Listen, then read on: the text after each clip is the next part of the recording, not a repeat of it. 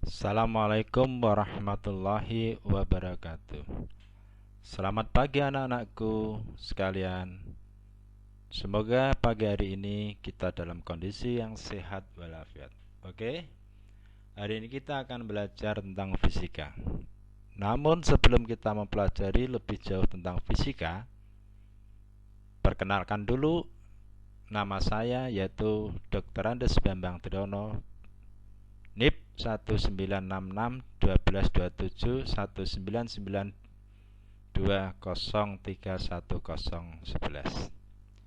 Tugas Guru SMA Negeri 1 Ngerau. Nomor WA 081335726529. Oke anak-anakku, hari ini kita mulai belajar tentang fisika. Anak-anakku, tentunya kalian di SMP telah belajar tentang sains, yaitu IPA, ilmu pengetahuan alam, yang di dalamnya terdapat pada mata pelajaran fisika. Apa yang ada dalam benak kalian? Kenapa kita perlu belajar fisika? Karena sesungguhnya pelajaran fisika ini kita alami mulai dari bangun tidur sampai tidur kembali. Kita bisa bayangkan bagaimana kalau dunia ini tidak ada fisika. Tentu pada malam hari sangat gelap sekali. Kenapa? Karena penggunaan teknologi sekarang ini, listrik ini juga pelajaran fisika. Dunia ini terang pada malam hari karena adanya listrik yang dipelajari dalam ilmu fisika. Pabrik yang menggunakan mesin-mesin juga menggunakan pelajaran fisika. Handphone yang kalian pakai ini juga pelajaran fisika ada. Transportasi seperti mobil dan sebagainya. Pendek kata bahwa ilmu fisika ini akan mempermudah pekerjaan seseorang untuk mencapai tujuan. Oleh karena itu, anak-anakku sekalian, mari kita belajar fisika dengan rasa senang, nyaman, sehingga kita mengerti apa yang akan kita pelajari. Oke, kita lanjut. Apakah yang kalian tahu tentang IPA atau sains? Sains adalah ilmu pengetahuan yang mempelajari gejala alam melalui pengamatan, eksperimen, dan analisis. Fisika sebagai cabang dari sains merupakan ilmu pengetahuan alam yang mempelajari materi dan energi serta interaksi antara keduanya.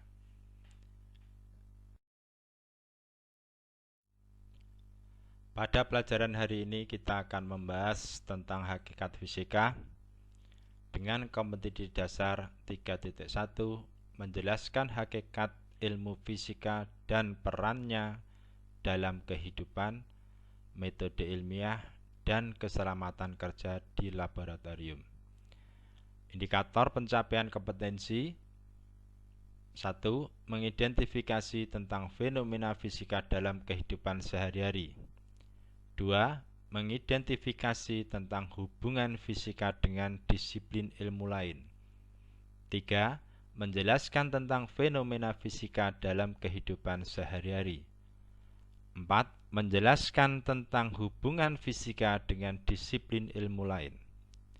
5. Menyimpulkan tentang fenomena fisika dalam kehidupan sehari-hari. 6. Menyimpulkan tentang ilmu fisika dan hubungannya dengan disiplin ilmu lain.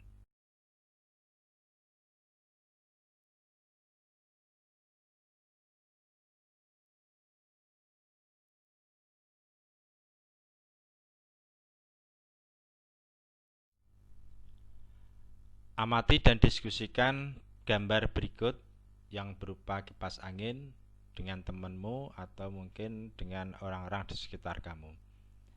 Pertanyaannya, mengapa kipas angin dapat berputar? Teorinya dapat dipelajari dalam cabang ilmu apa? Hukum fisika apa yang mendasarinya? Perubahan energi apa yang terjadi?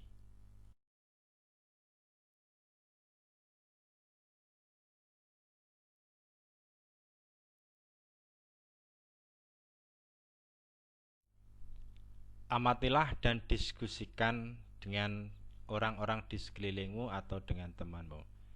Di sini ada proses fotosintesis, ada cahaya matahari, ada bunga, di mana bunga perlu karbon dioksida dan bunga tadi dapat mengeluarkan oksigen. Dan pada hijau daun terdapat klorofil. Pada proses fotosintesis, apakah dapat dijelaskan dengan cabang ilmu fisika? Kemudian perubahan energi apa yang terjadi pada proses fotosintesis?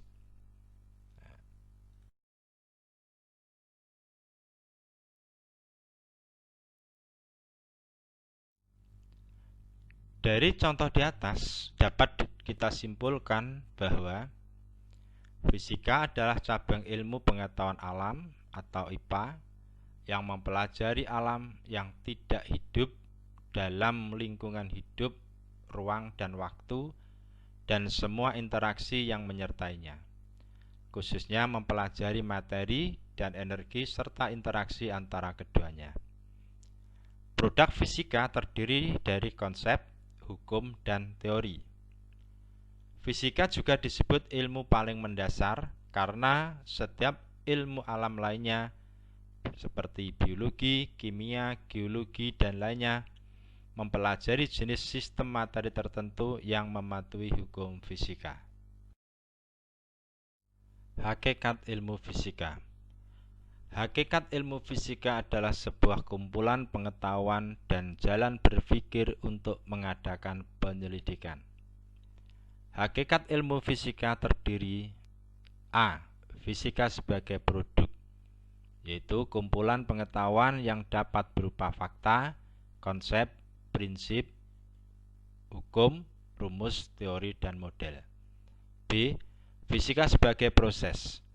Fisika sebagai proses meliputi langkah-langkah pengamatan, perumusan masalah, penyusunan hipotesis, pengujian hipotesis melalui eksperimen, analisis data, dan penarikan kesimpulan. C.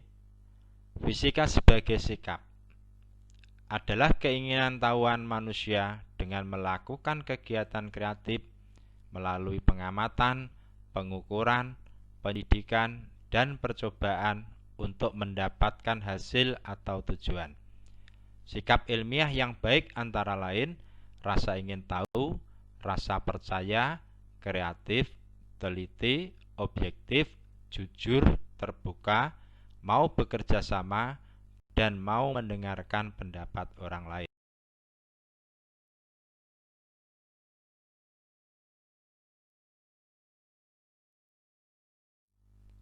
Ruang lingkup fisika. Bidang-bidang yang dikembangkan dalam fisika antara lain fisika partikel, fisika inti, fisika atom, fisika molekul, fisika zat padat, biofisika, geofisika, meteorologi, astrofisika, fisika matematika, fisika instrumen, fisika ekonomi, dan lain-lain.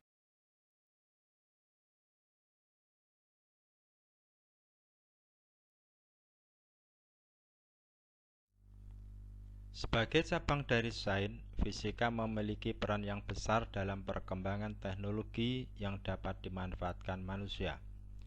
Seiring perkembangan teori fisika, berikut beberapa contoh penerapan dalam kehidupan sehari-hari. A. Bidang industri dan energi. Contoh, pengembangan pembangkit listrik dengan berbagai sumber energi seperti PLTU, PLTA, dan PLTN. Penemuan berbagai jenis mesin, baik diesel maupun bensin yang mempermudah proses produksi. 2. Bidang komunikasi, seperti gelombang elektromagnetik pada telepon genggam, fiber optik dalam jaringan internet. C. Bidang kedokteran dan kesehatan, seperti penemuan sinar ronsen untuk mendeteksi patah tulang, penemuan sinar laser untuk memecah batu ginjal dalam tubuh manusia. D. Bidang pertanian, seperti penemuan bibit unggul dari proses rekayasa genetika, penemuan peralatan pertanian yang membantu kerja petani seperti mesin pembajak sawah. E. Bidang transportasi, seperti penemuan berbagai konsep gerakan benda yang berpengaruh terhadap pembuatan mobil dan motor, pembuatan kereta maglev menggunakan superkonduktor. Metode ilmiah adalah langkah-langkah kerja yang dilakukan oleh peneliti dalam menjawab masalah yang ada. A. Kriteria metode ilmiah. 1. Berdasarkan fakta dan bersifat objektif. Keterangan-keterangan yang diperoleh dikumpulkan dan dianalisis berdasarkan fakta-fakta. Oleh karena itu, hasil kegiatan ilmiah tidak bersifat khayal. 2. Bebas dari prasangka. Metode ilmiah harus bebas dari prasangka dan jauh dari pertimbangan subjektif sehingga hasil yang dilaporkan sesuai dengan kenyataan. 3. Berdasarkan prinsip-prinsip analisis. Dalam memahami dan mengartikan fenomena ilmiah diperlukan analisis terhadap permasalahan tersebut. Prinsip analisis akan membantu mengemukakan jawaban secara logis. 4. Melakukan melalui proses hipotesis. Dalam metode ilmiah diperlukan prinsip berpikir analisis yang didasari adanya hipotesis. Hipotesis diperlukan untuk membantu jalan pikiran sesuai dengan arah tujuan yang dicapai. 5. Berdasarkan teknik kuantitatif. Ukuran seperti kilogram, meter, sekon, dan meter per sekon selalu digunakan setelah angka hasil. Kuantifikasi termudah menggunakan angka nominal, ranking, dan rating.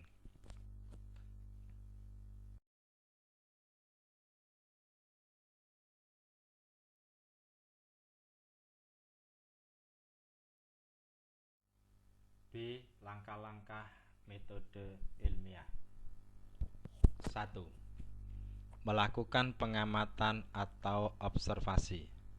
Pada tahap ini dilakukan pengamatan untuk menemukan masalah melalui pengamatan kuantitatif atau pengamatan kualitatif. Contoh, air sebagai zat cair merupakan salah satu sumber pemanfaatan energi untuk pembangkit listrik yang karakteristiknya perlu diketahui agar tepat guna. 2. Merumuskan masalah. Perumusan masalah dilakukan dengan membuat daftar pertanyaan yang biasanya diawali dengan kata tanya apa, siapa, kapan, di mana, dan bagaimana. Contoh, bagaimana hubungan antara suhu zat cair dengan lama pemanasan zat tersebut. 3. Mengumpulkan data atau informasi. Informasi atau data dapat diperoleh dari literatur, buku, atau informasi yang ada di internet sesuai dan mendukung teori dalam penelitian. Contoh, zat cair dapat menyerap kalor secara spesifik bergantung dari jenis dan susunan partikelnya.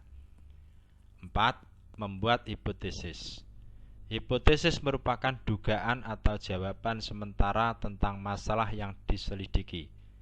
Jika setelah diuji hipotesis tidak diterima, kita harus mengubah hipotesis tersebut sehingga dapat ditarik kesimpulan. Contoh, semakin lama dilakukan pemanasan, semakin tinggi kenaikan suhu dari zat cair. 5. Melakukan percobaan atau eksperimen. Percobaan atau eksperimen dilakukan untuk menguji kebenaran hipotesis. Percobaan biasanya dilakukan berulang kali sehingga dapat ditarik kesimpulan. Tiga jenis variabel yang perlu diperhatikan pada suatu percobaan adalah sebagai berikut. A. Variabel bebas, yaitu variabel yang dapat diubah bebas. B. Variabel terikat, yaitu variabel yang diteliti dan perubahannya bergantung pada variabel bebas. C. Variabel kontrol, yaitu variabel yang selama percobaan dipertahankan tetap. Contoh, percobaan dilakukan dengan menggunakan kalorimeter dan stopwatch serta dilakukan dengan 5 kali pengulangan. Keselamatan kerja di laboratorium sangat penting bagi semua pihak. Keselamatan kerja di laboratorium menyangkut semua unsur yang terkait subjek atau praktikan ataupun objek, peralatan, dan ruang praktikum. Adapun tujuan penerapan keselamatan kerja sebagai berikut. 1. Melindungi praktikan dalam melaksanakan praktikum. 2. Menjamin keselamatan bagi setiap orang yang berada di laboratorium.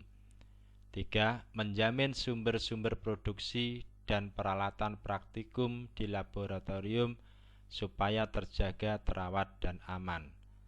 4. Mencegah dan mengurangi kecelakaan di laboratorium. 5. Memberikan pertolongan pertama pada kecelakaan sebagai langkah awal untuk penanggulangannya. Upaya untuk menjaga keselamatan kerja semua pihak saat melakukan percobaan praktikum di laboratorium. 1. Bersikaplah hati-hati dalam melakukan setiap percobaan di laboratorium. 2. Perlakukan secara khusus alat-alat yang berhubungan dengan gelas, kaca, ataupun listrik. 3. Berhati-hatilah dalam menggunakan bahan kimia. Kenali setiap bahan kimia yang digunakan. Jika selesai menggunakan bahan kimia, segera kembalikan ke tempat penyimpanan semula. 4. Berhati-hatilah menggunakan peralatan yang bersumber listrik langsung dari PLN.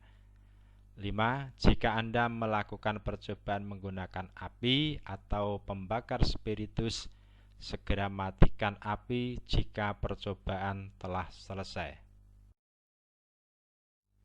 Setelah kalian mengamati tayangan video ini, yang harus kamu lakukan: 1. Menyalin materi yang ada di video ini di dalam buku catatan. Yang kedua, mengerjakan latihan soal yang ada di video ini di dalam buku catatan. Yang buku catatan nanti suatu saat dikumpulkan dan akan saya nilai. Demikian pembelajaran hari ini tentang hakikat fisika. Saya akhiri. Wassalamualaikum warahmatullahi wabarakatuh.